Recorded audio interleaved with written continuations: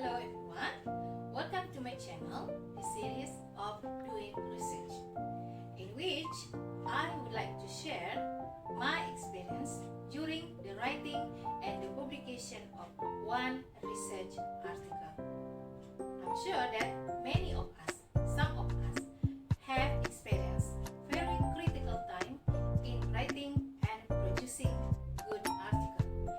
We have spent a lot of time in writing article, revising and submitting, but when we submit the article, the journal then reject the article. So here I would like to share some strategies, some tricks in order to produce good article we can attract the attention of publishers. Here we go. Well, the first thing to consider in writing an article is to provide good title. Good article should have good title. The title there should be eye-catching. It should be clear about one single idea. It doesn't talk about many things, only one single idea. Don't be too general and don't be too specific. The second one, that is about the abstract and the keywords. Remember, your article should provide good abstract and keywords. The abstract and the keywords are the soul of your paper. What is going on in your article, in your paper, will be represented in your abstract. So, in the abstract, you will write down about the problem statement, the objectives of your research, the research methodology, and also the findings from your research. You are not going to write down long abstract in one page. Possibly it's only 250 until 300 words. And the keywords are very important. You can write down possibly 4 to 6 words or phrases. That is exactly about the keywords from your research. So people around the world will easily detect your paper. Okay, now we come to the introduction. Remember that your paper, your article, needs to provide good introduction in which you are going to talk about the background of choosing the subject, the problem statement, the research questions, the objectives of your research, and also the significance of your research. In the background of choosing the subject, you need to explore the previous studies that had been conducted in relation to the subject.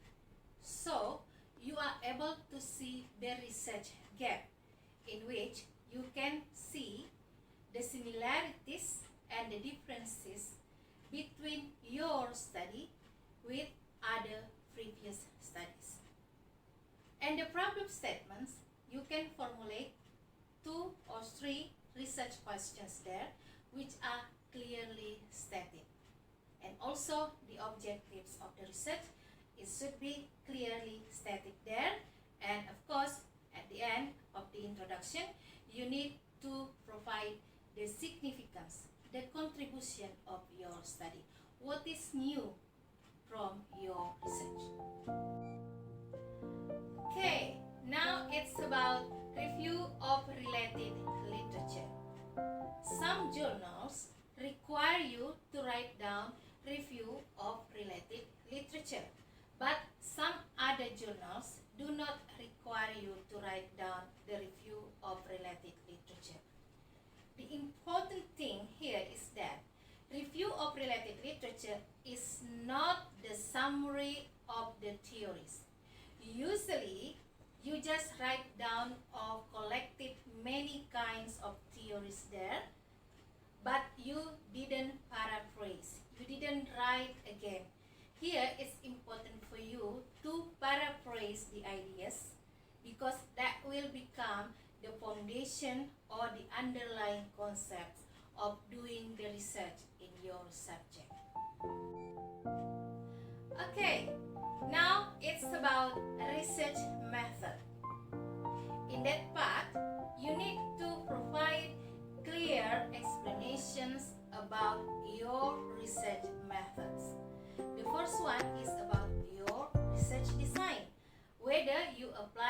qualitative or quantitative design. And in that part, you also need to explain clearly about the subject of your research, the participants or the respondents that take part in your research. Later, you also need to explain the procedure of data collection. Did you observe? Did you interview them? Did you record? Something like that.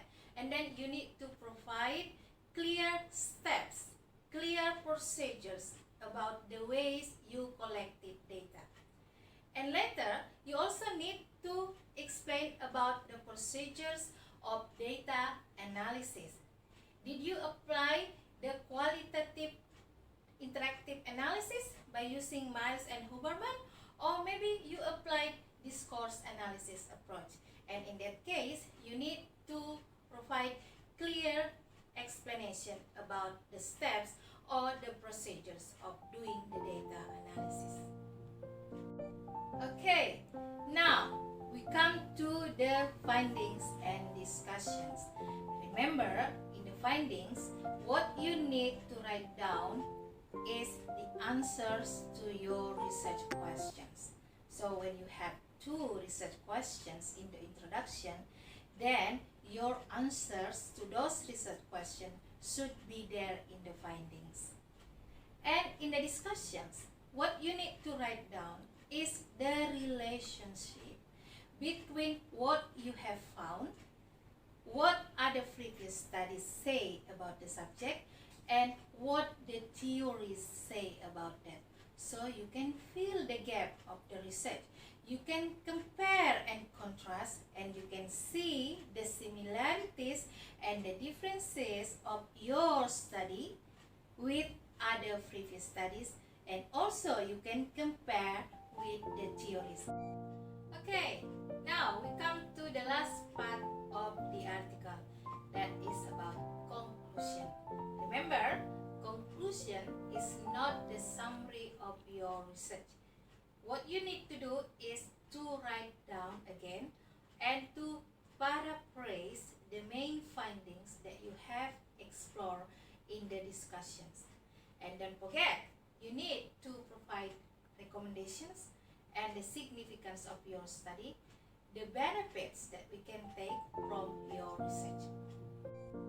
Yes, that's about references. Remember, the references should be very clear at the end. Don't ever write down one reference, one citation in the text, but you forgot to write down the references at the end. That will be considered as plagiarism. So, you must be consistent. You may produce good citation by using applications such as Mendeley or EndNote. And also, before submitting your paper, you need to have proofreading. Remember, the language problem should be overcome. Usually, many articles are being rejected because the articles contain a lot of grammatical mistakes. So, make sure that you check the grammar. Okay, that's all that I can share about writing and publishing article. Actually, what you need to have is exactly about positive mind. Think positively. When you have written down the article, revise the article, and then you submitted the article, but the journal rejected it, don't ever feel discouraged. Keep motivation, write and write. That's all. I'll see you again in my video. Bye.